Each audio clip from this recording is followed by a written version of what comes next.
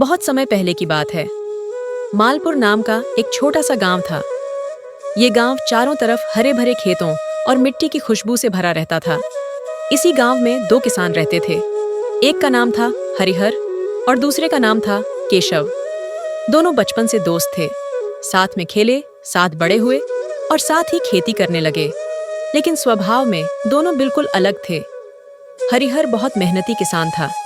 वह रोज सूरज उगने से पहले उठ जाता, अपने बैलों को तैयार करता और खेतों में काम करने निकल जाता। उसे विश्वास था कि मेहनत कभी बेकार नहीं जाती। वहीं केशव थोड़ा आलसी था। वह देर तक सोता, काम को टालता और ज्यादा समय गांव की चौपाल में बैठकर गपशप करने में बिता देता। सुबह सुबह हरिहर की पत्नी सरस्वती रसोई में खाना बांध रही थी।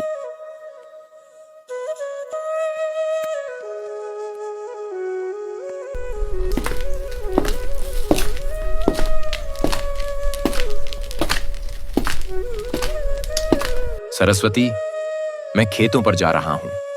आज काम ज्यादा है तो खाना साथ ही ले जाऊंगा।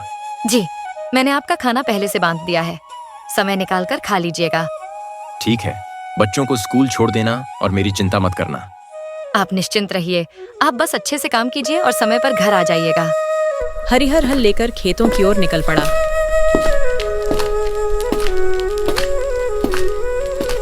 दूसरी ओर केशव अब भी चारपाई पर पड़ा था। उसकी पत्नी भाग्यश्री उसे आवाज दे रही थी। अजी, सुनते हो? खेतों पर नहीं जाना है क्या? सूरज सिर पर चढ़ आया है।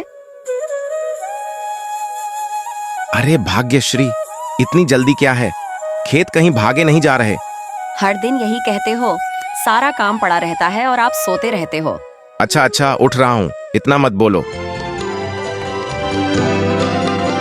नहाने के बाद केशव खाने बैठा। आज फिर दाल चावल ही है, कोई सब्जी नहीं?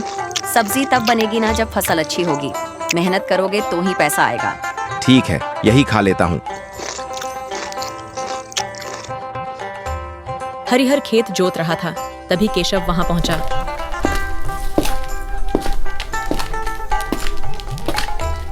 अरे हरिहर, इतना काम एक ही दिन में क्यों?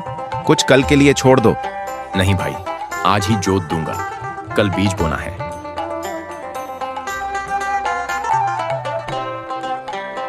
केशव धूप देखकर बोला, इतनी धूप में काम करना मुश्किल है। मैं तो थोड़ा आराम कर लेता हूँ।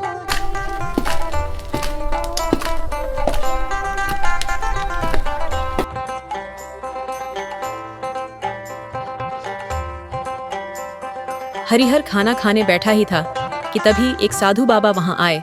बेटा, बहुत भूख लगी है, कुछ खाने को मिलेगा?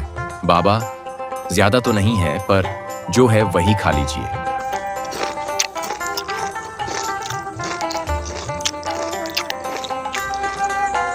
साधु ने आशीर्वाद दिया। केशव भी वहां आ गया। तुम दोनों सच्चे किसान हो, मैं तुम्हें कुछ देना चाहता हूँ। साधु ने अपनी झोली से जादुई बीज निकाले। इन्हें खेत में बोना, लेकिन याद रखना, जादू उसी के लिए काम करता है जो मेहनत करता है।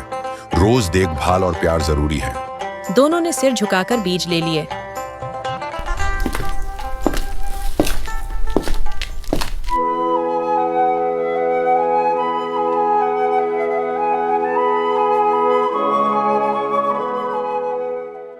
अगले दिन हरिहर सुबह सुबह खेत पहुंचा।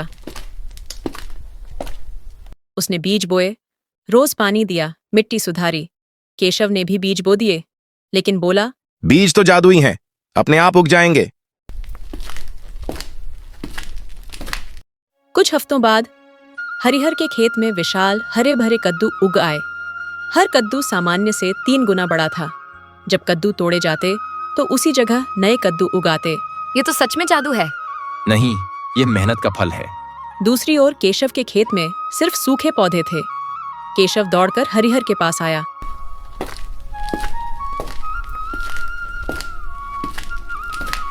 मेरे खेत में कुछ नहीं हुआ, क्या साधु ने मुझे धोखा दिया? नहीं भाई, धोखा मेहनत से भागने का था। केशव को अपनी गलती समझ आ गई। हरिहर अमीर बन गया। केशव को पछतावा मिला। जादू भी मेहनत का गुलाम होता है। जो परिश्रम करता है वही सफल होता है।